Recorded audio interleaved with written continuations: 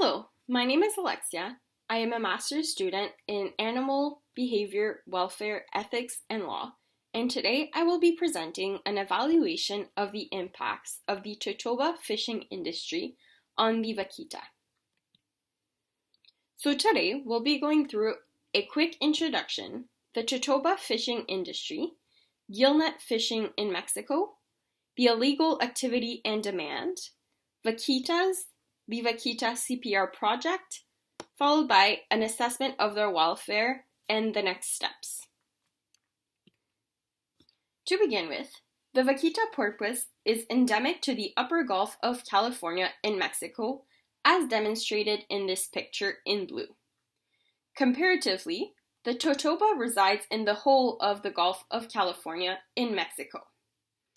According to the World Wildlife Fund, WWF, the Vaquita porpoise is the most infrequent marine mammal. Between 1997 and 2008, research indicates a drop in population from 567 to 245 individuals. The main reason for the declining population is fishing with gill nets. By using sound technology, researchers estimate that around 10 individuals remain in the Mexican waters to this day. Many Mexican communities, such as San Felipe and Santa Clara, which are in the upper Gulf of California, depend on the fishing industry. Similarly to the Vaquita porpoise, the Totoaba is also considered endangered due to overfishing.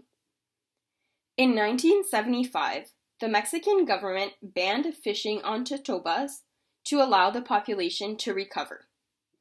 Totoabas are wanted in China due to their swim bladder, which is considered a delicacy. The swim bladder is used in soups and is believed to have medicinal properties according to Chinese culture, though none of these have been proved in the Western culture. The swim bladder has been compared as the cocaine of the sea due to its value in the Chinese black market.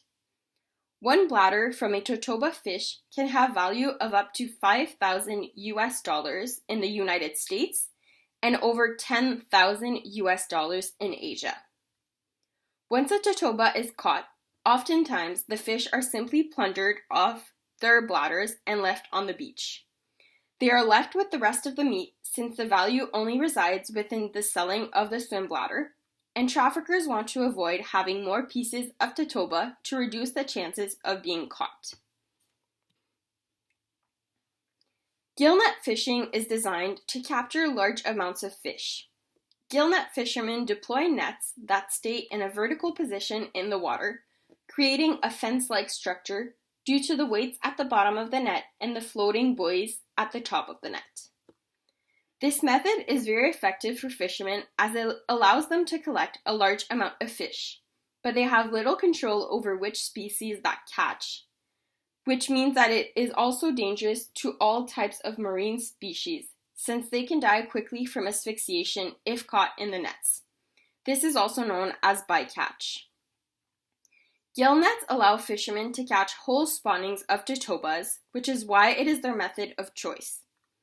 The issue with gillnet fishing, as previously mentioned, is bycatch, which is when non-targeted species are caught incidentally and oftentimes die. In the early 1990s, Totoaba fishing emerged following the use of gillnet to fish in the 1940s. In the 1950s, the first vaquita was caught by bycatch in Mexican waters. In 1975, the Mexican government banned any type of Totoaba fishing following the announcement that the Totoaba and Vaquita species were protected due to their declining populations. Between the 1980s and the 2000s, the Mexican fishing industry crashed, which led many to believe that marine species endemic to Mexican waters would recover from overfishing. However, despite this, the illegal Totoaba trafficking industry regained popularity in China in the early 2000s, which meant Mexican fishermen once again used gill nets to catch Totoabas. In 2015, the government of Mexico announced a temporary ban of gillnet fishing, followed by an announcement in 2017 from the Ministry of Agriculture, Livestock, Rural Development, Fisheries and Food, and the Ministry of the Environment and Natural Resources announced a permanent ban on gillnet fishing. Unfortunately, in the summer of 2021, the Mexican government lifted the ban on gillnet fishing, which no longer restricted fishermen to use this method. Totoaba are fished to supply the Chinese black market of Totoaba swim bladders. The industry begins with illegal fishing in the waters of Mexico. Over the last 3 years, the Mexican Navy has carried out over 14,000 boat inspections, 6,500 vehicle inspections. They also inspected 37 warehouses and other buildings. In addition to the cartel arrests, officials managed to confiscate 744 illegal fishing nets. Mexican drug cartels provide funding for fishermen to engage in illegal fishing with gill nets to provide Totoaba swim bladders, to then transport them illegally to China to sell in the black market. The issue comes with drug cartels funding fishermen to bring back Totoabas, which are then smuggled out of the country. Due to many corrupted law enforcement agencies in Mexico, implementing and enforcing regulations is lacking. The vaquita is the smallest porpoise in the world. Studies have been indicating that the mesh size, soak time, and geographic area do not contribute individually to the mortality of vaquitas being killed through bycatch, demonstrating that the cause of death is by the gill nets specifically. The International Union for Conservation of Nature declared the vaquita porpoise the most endangered marine species in 2020. The vaquita porpoise is caught in gillnet fishing as a byproduct of the Totoaba fishing industry. It is clear that the suffering inflicted by death by gillnet asphyxiation and the plummeting population are all cause for worry, and that actions are required to stop gillnet fishing, as it seems to be the only culprit for negatively affecting the welfare of vaquitas. The Vaquita CPR project had a goal to bring vaquitas into temporary human care until all gillnets fishing were banned and removed from their habitat. By caring for the vaquita, biologists, veterinarians, welfarists, and other specialists were hopeful that they could control outside factors to allow the vaquita to reproduce and increase its population in a safe environment. One of the key components of this mission was the reproduction rate of the vaquita, which cycles of up to 2 years. Other than one live stranded newborn, which died shortly after collection 20 years ago, there were no records of capture or human handling of vaquitas prior to the instigation of the Vaquita CPR project.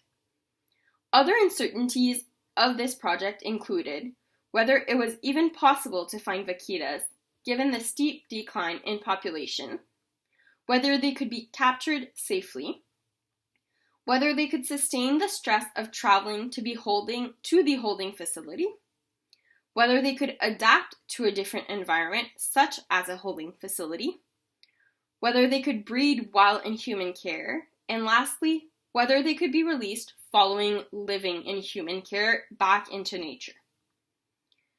The Vaquita CPR project targeted 2 animals and captured them using light gill nets. A juvenile was released 4 hours later because it appeared stressed, and an adult female died of capture myopathy. The program was suspended following the death of the adult female because of the risk of additional mortalities to the population, which would go against the goal of the mission. The lack of success highlights the need to improve our understanding of the effects of chase, capture, handling, and enclosure of vaquitas, but also any cetaceans. It also emphasized the need to consider intervention prior to species being considered endangered. Moreover, the capture nets used seem to pose minimal risk to the vaquitas during capture, However, both captured vaquitas showed behavior, clinical signs, and blood parameter changes typical of a marked stress response. Different physiology between different animals and different needs in different species means different assessment tools are needed. The 5 Freedoms is a framework designed as paragons of animal welfare.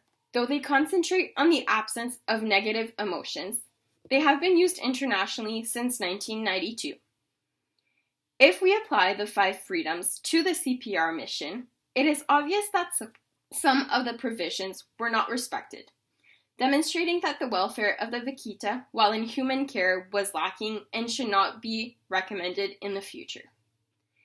It is important to take into consideration past attempts at saving populations and improving the welfare of animals and evaluating those with assessment tools. Even when applying the 5 Freedoms to vaquitas through the Totoaba fishing industry, it again becomes evident that many freedoms are dismissed. The first freedom, freedom from hunger and thirst, gives the provisions that vaquitas should have access to fresh water and a diet that warrants their health.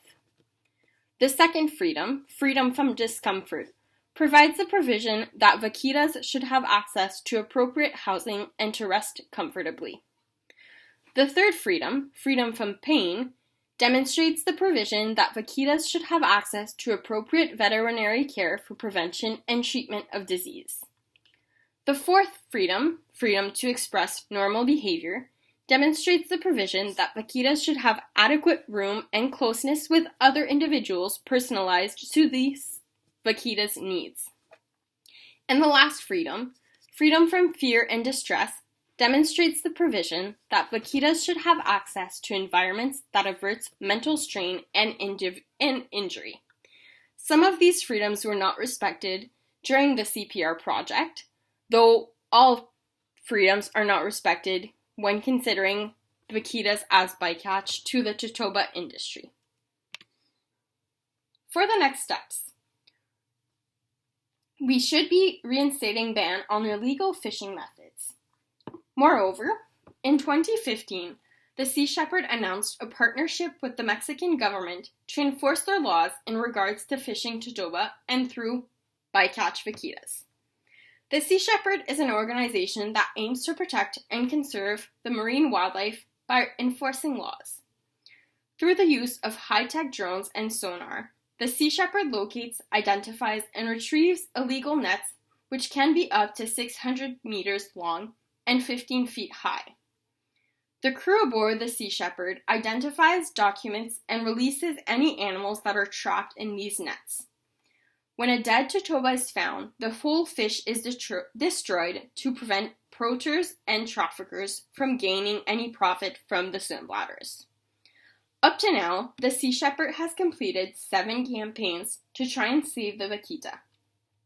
They have removed over 1,000 pieces, which equals to over 100 miles of illegal fishing gear from the Sea of Cortez, which is the upper Gulf of California.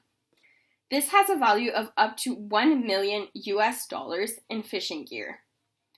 Over 3,400 animals have been rescued alive from the nets. Thousands more are protected by the removal of these nets from their habitats. Since the Vaquita CPR mission failed, the only solution left to save the vaquita is by banning all gillnet fishing. As a result, I challenge you to take a look at your meals and research how your food was captured and created, and educate yourself on the importance of our marine species and the unnecessary suffering they experience. Thank you for your time, and these are my references.